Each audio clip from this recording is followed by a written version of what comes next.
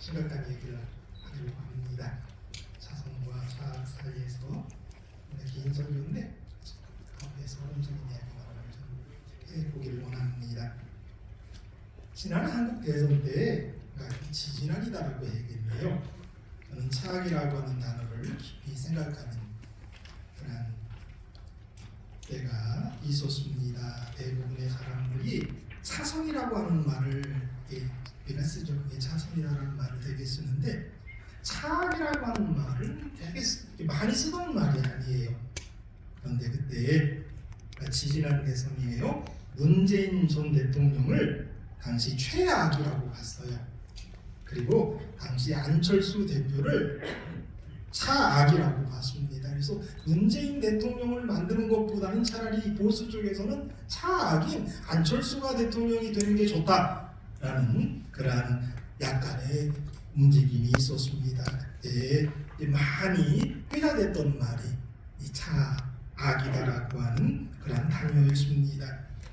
당시 보수 세력들이 최악을 두려워해서 차악을 대통령으로도 삼아야 되지 않을까. 그런데 이런 차악이라고 하는 단어는 한국 정치에서만 사용됐던 그러한 말이 아닙니다. 세계 여러 곳에서 사용되었는데요. 총리를 2번 지낸 아일랜드 국민정치인 게럿 피츠제널드라고 하는 사람이 있는데요. 이 사람이 이런 얘기를 했어요. 정치의 본질은 타협입니다 라는 이야기를 했어요. 근데 그가 이 이야기를 하면서 이런 얘기를 했어요.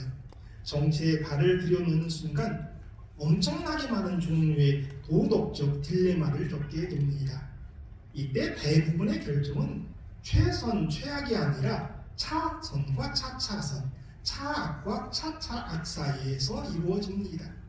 정치에서는 훨씬 눈금이 많은 도덕의 나침반을 필요로 하는 결정거리들이 훨씬 많이 있습니다.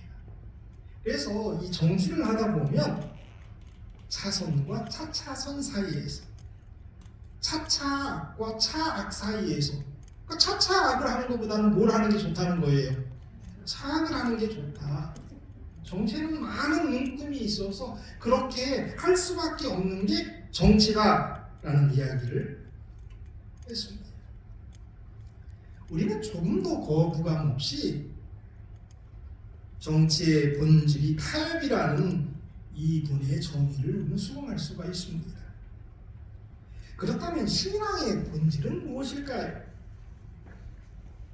신앙의 본질도 타협일까요? 아닙니다. 신앙의 본질은 선을 택하는 겁니다. 사실 신앙에는 딱 2가지밖에 없다는 거예요. 선과 악밖에 없다는 거죠. 그것이 성경의 가르침이고 예수님의 가르침입니다. 그런데 오늘 우리는 선과 악 사이에서 선택을 하는 것이 아니라 앞서 언급한 그 총리의 말처럼 차선과 차차선 사이에서 혹은 차악과 차차악 사이에서 선택을 한단 말이에요. 이 차선이나 차악을 쓸 때 사용되는 한자의 차는 무슨 차냐면 버금차예요. 근데 이런 뜻을 가지고 있어요. 나아가지 못할 차, 머뭇거릴 차, 이런 뜻을 차자가 갖고 있습니다. 이 버금차, 이 버금이다라고 하는 말이 뭐냐면 등급이나 수준, 차례 따위에서 으뜸에 바로 다음에 오는 게 차다, 버금, 차다라는 거죠. 사단은 버금가는 것을 만들기를 좋아합니다. 그래서 악에 차자를 붙여가면서 악은 악이지만 그래도 좋은 악이라고 주장하려고 악에 차자를 붙여갑니다. 선에 차를 붙이면 붙일수록 나쁜 선이 됩니다만 그래도 그 선택이 선이라고 주장하고 싶은 인간들의 마음을 이용합니다. 그래서 차선, 차차선, 차차차선 이렇게 붙일 수밖에 없는 것이 연약한 우리들의 모습이에요. 그런데 악에 붙는 차는 무슨 차인가 하면 복음차예요.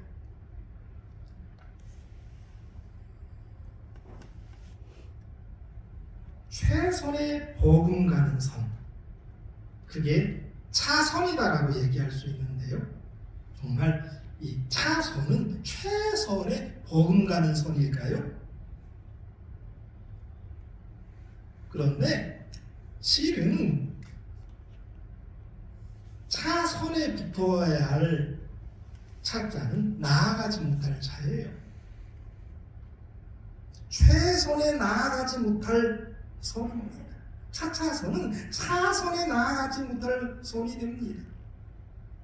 그러니까 나아가지 못할 자를 우리는 차선에다 붙여야 돼요. 그래서 최선 말고는 선이 될 수가 없는 거예요.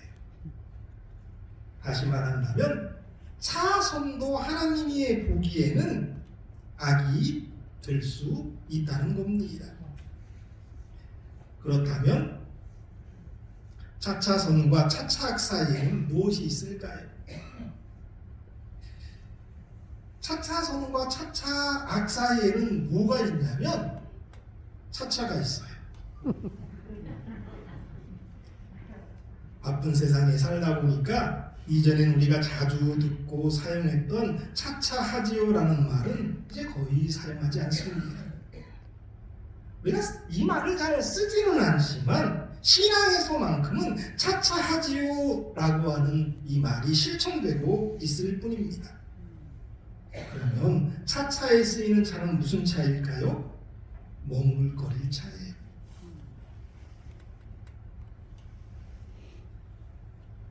그렇다면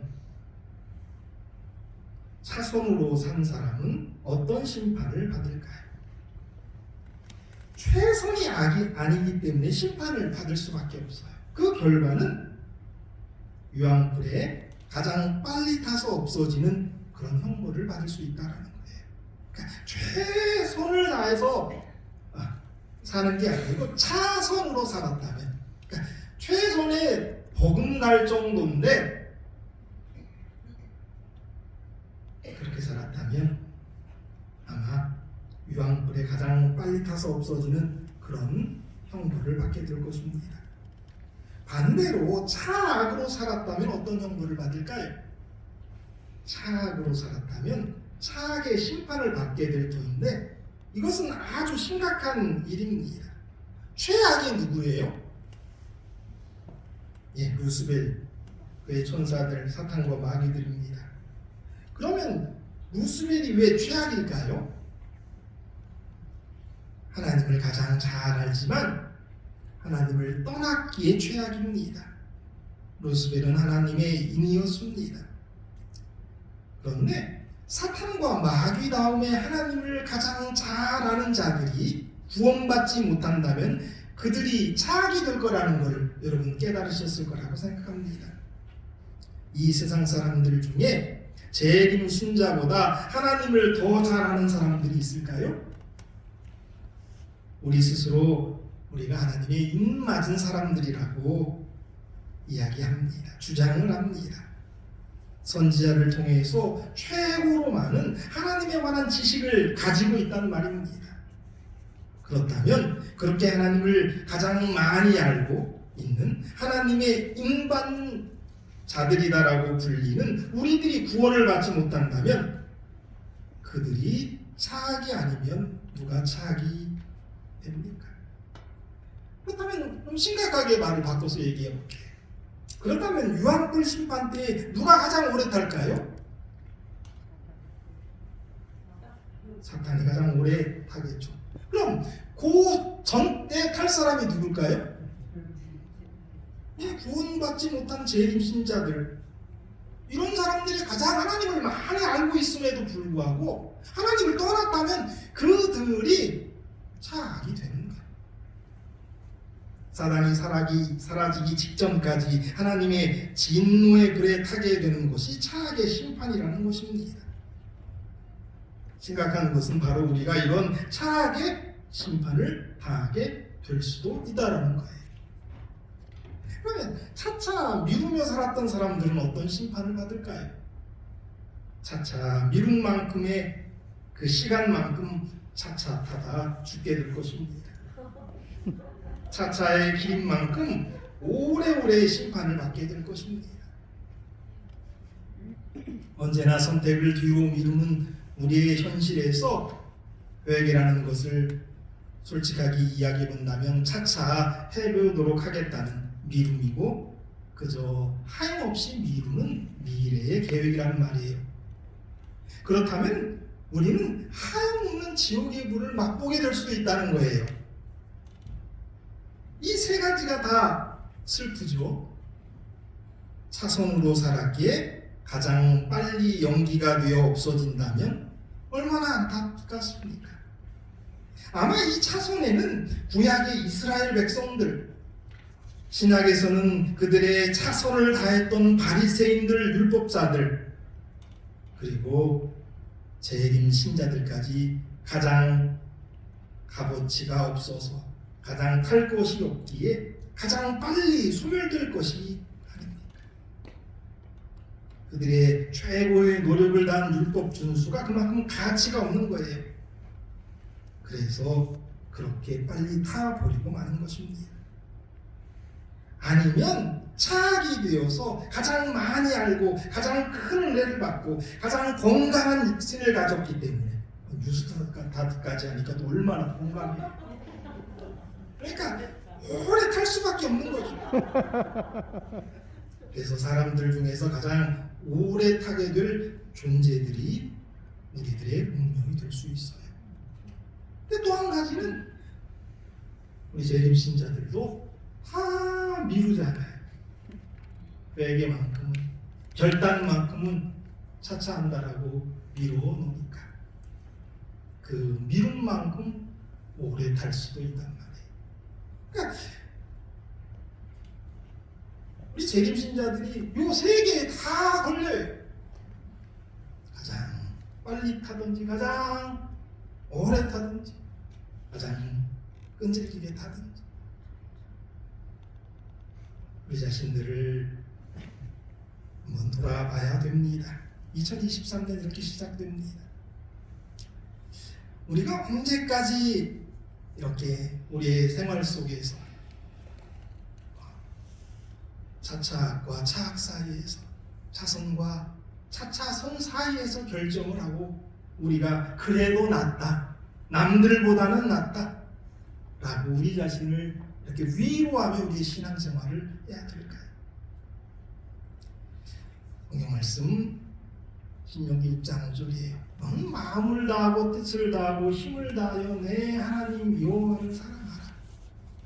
여기에서는 최선을 다해서 우리의 마음, 우리의 뜻, 우리의 힘을 다해서 우리 하나님 사랑하라고 말씀하고 계십니다. 예수님께서는 여기에 한 가지를 더 붙이셨습니다. 내 마음을 다하고 목숨을 다하고 뜻을 다하고 힘을 다하여 주 너의 하나님을 사랑하라 하신 것이에요. 이러한 우리의 최선에 대한 선택, 하나님께서는 그걸 우리에게 바라시는 거예요.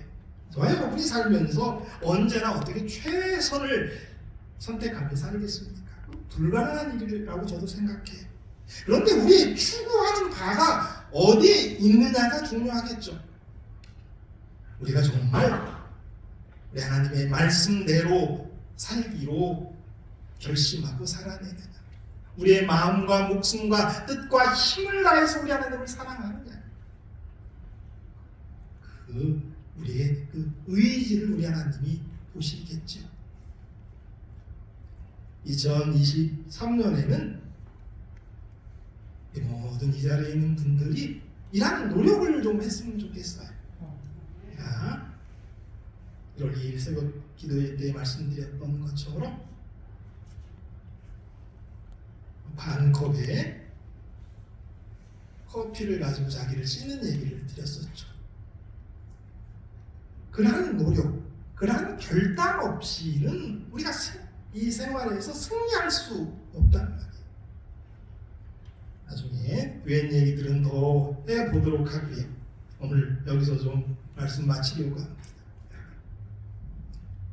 우리는 하나님을 가장 잘 아는 그런 사람들이에요. 가장 은혜를 많이 받은 사람들이에요. 하나님께서는 그런 우리에게 그만큼의 요구를 하십니다. 우리에게 우리의 마음, 목숨, 그 힘을 다해서 우리 하나님을 사랑하기를 원하십니다.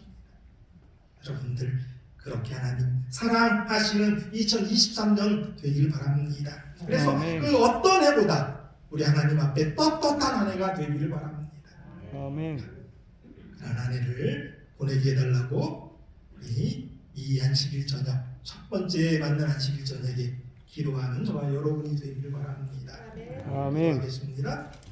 하늘에 계신 아버지, 2023년 주어지는 첫 안식일 우리 하나님이 우리에게 뭘 원하시는지 알려주신 분에서 감사합니다.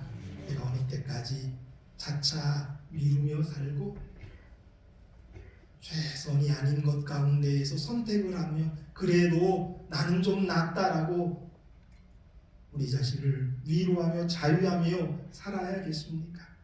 우리로 2024년에는 결단하게 도와주시고 우리의 마음, 뜻, 목숨, 힘을 다해서 우리 하나님 사랑하고 그분의 명령에 순종하며 그 뜻을 따르는 이 안에 되게 하여 주시옵소서. 우리에게 성령님 부어주셔서 그러한 마음 들게 하여 주시고 그러한 능력을 주셔서 승리하게 하여 주시옵소서. 예수님의 이름으로 기도드립니다. 아멘.